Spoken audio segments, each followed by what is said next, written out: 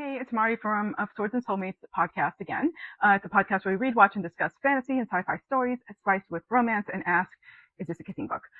You may have noticed that I've been posting a queer book a day this month for Pride Month, and I thought I would do a little recording and talk a little bit more in depth about each book and just kind of summarize them. So today we're going to talk about the L in LGBTQ+. L being lesbian, sapphic, women love women, whatever term you want to use. These are the books I'm going to be talking about. The first one I posted this month was Crier's War. This is one that Kelly talked about in a prior episode. I'm going to put Crier's War up here, and I'm going to put the episode that we talked about it in here. It is a duology. It is a fantasy story. It's basically a story where humans built robot or automati is what they call it, and we did what we do, and we didn't treat them well, so they rose up, and so they're in power, and humans are the rebels that are wanting to overthrow. This book has been around for a little bit. It's written by Nina Varela. It was written in 2019, and it is a YA, so it doesn't have any spice, but the world building is very in-depth. It's very complete, and the plot is very well told, so it's not a simplistic plot just because it's YA.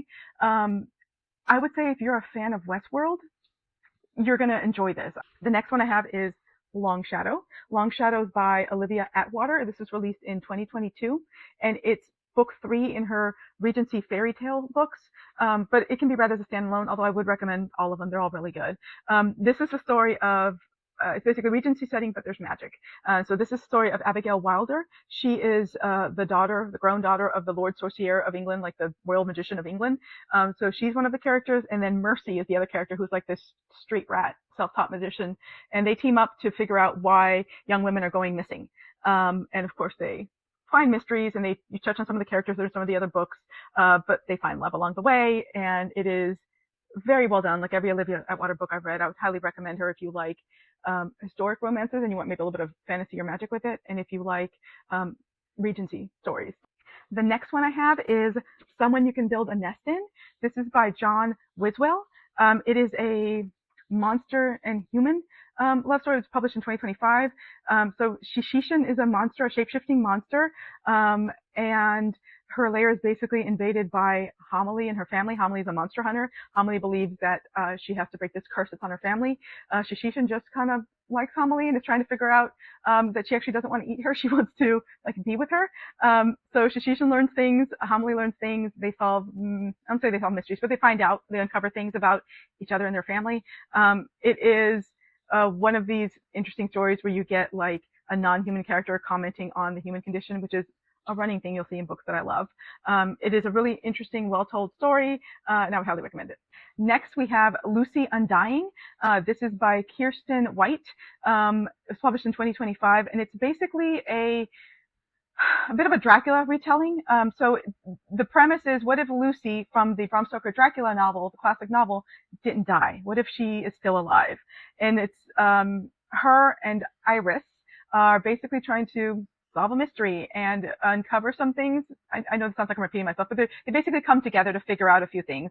And I can't tell you details because it will reveal the plot, but I'll tell you that if you like Dracula, and you just want like a different twist or a retelling, or if you like the idea of a very long-lived character, commenting on modern day times, it was really interesting, well done, character, with Lucy and what she had to say about our modern day. So I would highly recommend that one. Next up, I have Nightshade and Oak. This is by Molly O'Neill, released 2026. This is her second book. Green Teeth was her first one. This is a love story between a daughter of Boudica and a death goddess. It's set in the Iron Age. You have a little bit of another style, another flavor of historic romance with magic. So basically, the goddess of death has been involuntarily turned human, and they have to team up together to figure out how to get her, I guess, divinity back, and do a few other things. One of the things I really liked about this book, and I thought it did really well, is showing how hard it is to be human. So the goddess is like, basically, they have to adventure from place to place, sleep by the fire, sleep outside, that kind of thing. And the goddess is like, oh my God, I'm dying at the first point when she has to run because her heart's beating so fast and her lungs are hurting and then her legs are hurting. And so she thinks she's dying. And I'm like, yeah, same. So it's been really interesting, once again, commentary on how hard it is sometimes to be human. The last one I have is How to Get a Girlfriend when you're a terrifying monster. This one is by Marie Cardno, and it came out in 2022. It's part of a series. There are more of them, but it's basically an eldritch cosmic horror that has just like gotten sentience, gotten broken away from the greater eldritch monster, and is like learning how to be a being. Interacts with a interdimensional traveling witch explorer grad student, and they have their meet cute. It feels very trippy. So I feel like this would be a really interesting story to translate into a visual media, something like Aeon Flux, something that's very trippy, like in space. That is all we have, and tune in for more videos where I will talk about some of the other books that we've posted this month. Bye!